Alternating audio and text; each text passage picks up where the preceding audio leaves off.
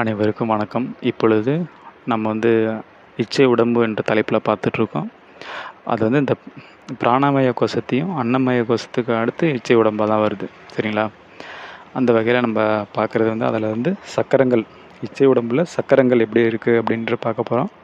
இச்சை உடம்புகளில் இவ்வளவு அதிகமான வேறுபாட்டிற்கு காரணம் என்ன என்பதை நாம் இதிலிருந்து பார்ப்போம். இச்சை உடம்பிலும் பிராண உடம்பிலும் போலவே பிரம்ம மந்திரம் தவிர 6 ஆதாரங்கள் அல்லது சக்கரங்கள் இருக்கின்றன. உண்மையில் இந்த 7 ஆதாரங்களும் இனி கூறப்போகும் நுண் உடம்புகள் எல்லாவற்றிற்குமே தனித்தனியாக உள்ளன. அவையாவும் பிராண உடம்பின் ஆதாரங்களை ஒட்டியே அவற்றின் மேலாக நிற்பதாலும் அந்த நுண் உடம்புகள் பிராண உடம்பை விட ஒரு முலம் அகன்று இருப்பதாலும் அவை நுண் உடம்புகளின் வெளிப்புறத்தில் அல்லாமல் உள்ளாகவே அமைந்திருக்கின்றன.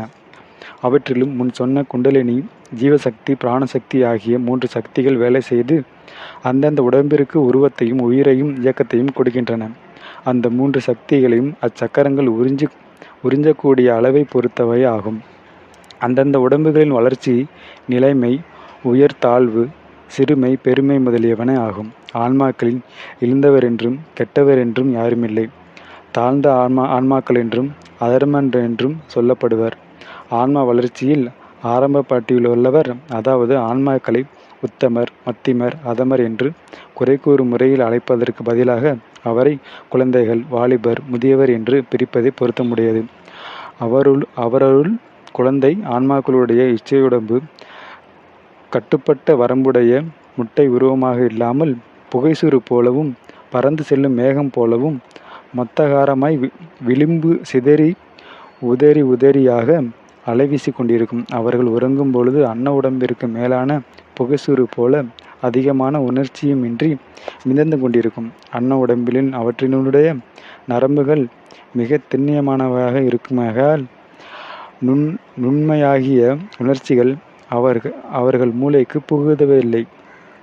எங்கனமெனில் பருப்படியாக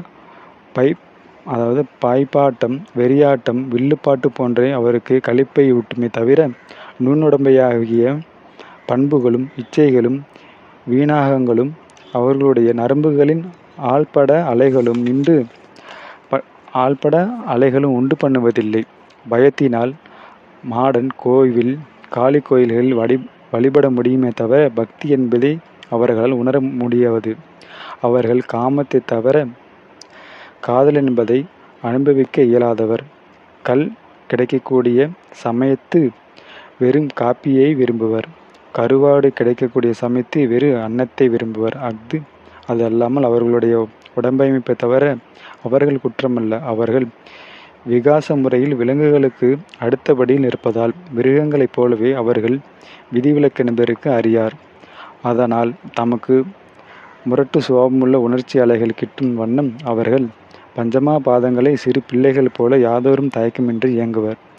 தமோகுண உணவுகளும் குரூரமான செயல்களும் உடலை வருத்தும் ஆட்டம் பாட்டங்களுமே அவர்களுக்கு உயிர் வாழ்க்கையை உணர்ச்சிகளையும் கொடுக்க வல்லன. அம்மக்கள் உலகில் ஆயிரக்கணக்கான முறை பிறந்து தங்கள் வளர்ச்சியை அவசியப்படுத்துகின்ற பஞ்சமா பாதங்கள் செயல்களை இயன்ற போதெல்லாம் இயற்றிக்கு பதிலாக அடியும் மிதியும் பட்டு சிறிதாக பகுத்தறிவு எய்துவர். பின்பு அப்போது அவர்கள் உடம்பிலுள்ள நரம்புகளும் சிறிது பண்பட்டமைகையால் மூலாதாரத்திலிருந்து மிக குறைவான வேலை செய்து வந்த குண்டலினியும் கூடுதலான எழுச்சி பெற்று மற்ற ஆதாரங்களை சற்று அதிகமாக விரிய வைக்கும்.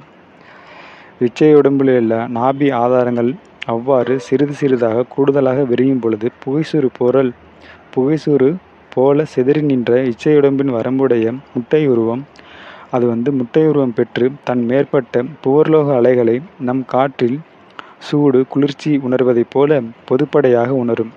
குண்டலினி ஈரல் ஸ்தானத்தை இயக்கும் பொழுது தூக்க நேரத்தில் ஆன்மா அன்ன உடம்பின் மேலாக மிதப்பதை விட்டு இச்சையுடம்பின் அங்கிருந்து செல்லத் தொடங்கும். இதய சக்கரத்தை குண்டலினி விரியும் பொழுது இறந்தவருடைய தன்னை போல் உறங்கும் வேறொருடையதாகவும், அதாவது அன்ன உடம்பை பிரிந்து இச்சையுடம்பில் தங்கி நிற்பவருடைய இன்பத் துன்பங்களை ஆன்மா மந்தமாக உணரும். கழுத்து சக்கரம் ஊக்கப்பட அவர்கள் பேசுவதை கேட்கும். நெற்றி சக்கரத்தால் புவர்லோக காட்சிகளையும் இறந்தவர்களை உயிர் திரும்ப அவருடைய இச்சையுடம்புக்குள் காணும். இவை அனைத்தும் மனிதனின் உறக்கத்தின் போது நடைபெறுவாம், விழிப்பு நிலையில் அல்ல. இத்தகைய குழந்தை ஆன்மாக்கள் படிக்கும் ஆன்மாக்கள் என்றப்படுவர். படிக்கும் ஆன்மாக்கள் என்று இதில் அழைப்பாங்க. இந்த சக்கரங்கள் என்ற தலைப்பில் மீண்டும் அடுத்த ஒரு தலைப்பில் சந்திப்போம். நன்றி, வணக்கம்.